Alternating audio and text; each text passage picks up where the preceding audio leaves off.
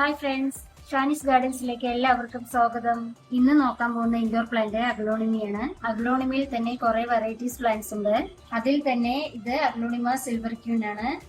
ഇത് aglaonema red lipstick, ഇത് aglaonema red valentine. Potting mix നന്നായാലേ ചെടി നന്നായി വളരൂ. ചെടിക്ക് നന്നായി വേരോട്ടം കിട്ടാൻ പോട്ടിനടിയിൽ കുറച്ച് കരിയില പൊടിച്ചിടുക. അതിനുശേഷം മുകളിൽ മണ്ണ്, മണൽ, ചാണകപ്പൊടി ഇട്ട് ചെടിയെ നടാം.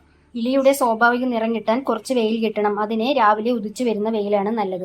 ചില അഗ്ലോണിമ ചെടികളിൽ പൂക്കൾ വരാറുണ്ട്. പൂക്കൾ വന്നാൽ ചെടികളുടെ ഹെൽത്ത് കുറയും. മൊട്ട് വരുമ്പോൾ കട്ട് ചെയ്ത് കളയുക.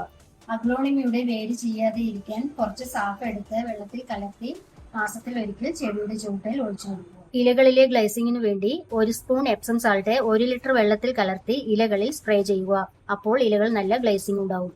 അഗ്ലോണിമയുടെ സ്റ്റാർട്ടിംഗ് പ്രൈസ് 100 രൂപ മുതലാണ്. അടുത്ത വീഡിയോയിൽ കാണുന്നത് വരെ ബൈ.